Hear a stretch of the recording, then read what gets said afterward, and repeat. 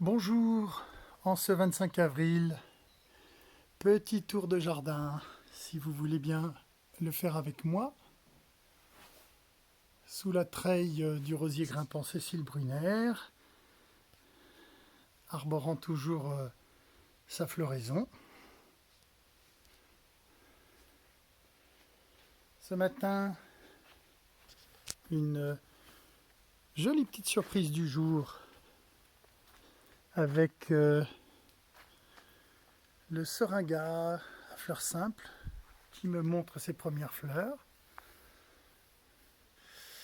Une fragrance qui l'accompagne propre au seringa, tout à fait magique.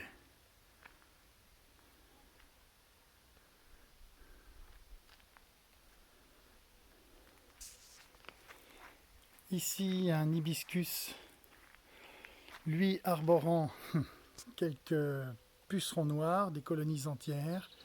Alors je ne traite pas au savon noir, je vais laisser la nature faire son œuvre, c'est-à-dire que j'attends que les coccinelles, cirfes et autres chrysopes viennent faire leur festin, comme ça arrive normalement. Un parterre de corbeilles d'argent, Cerastium tomentosum, à côté d'un Abélia kaléidoscope. Je me suis essayé à ça cette année.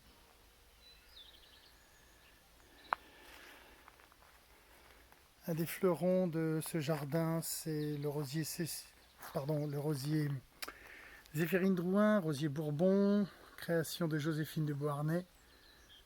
Un sans épines parfait qui supporte mal la chaleur mais qui est absolument splendide en avril-mai. Très peu de remontance, en tout cas en Provence. Les valérianes, tout à fait magnifiques en ce moment. Le rosier Line Renault avec ses fleurs pleines, véritable réussite du rosieriste Guillot, je crois. Et maintenant, on va aller du côté de mon petit jardin nourricier, si on peut dire.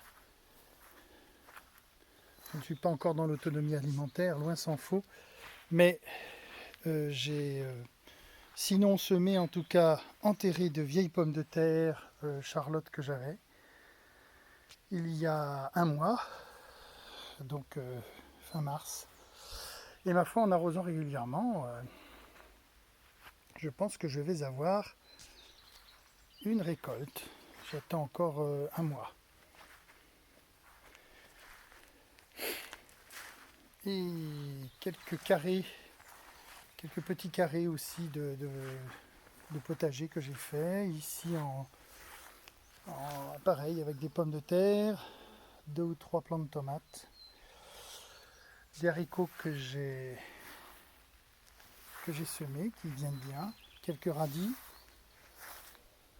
Et ici, une douzaine de plants de tomates, de variétés modernes et anciennes, russes, cœur de bœuf, noir de Crimée, quelques fraisiers aussi.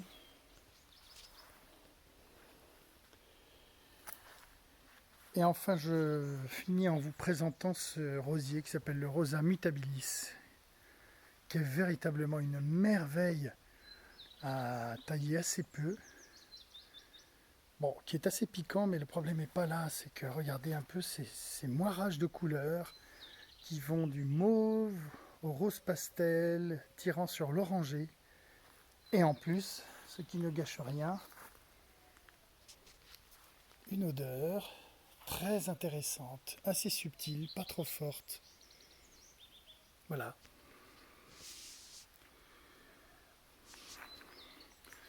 Allez, on finit sur le figuier.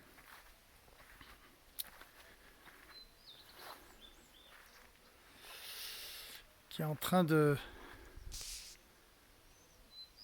faire grossir ses figues.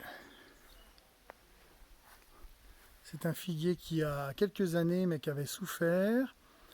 Et en fait aujourd'hui, maintenant qu'on le laisse tranquille, il est tout heureux. Passez une très bonne journée. Faites-vous du bien avec les plantes. avec la respiration. Et comme c'est dimanche, et ben, la méditation. Et un salut particulier à mes frères chrétiens.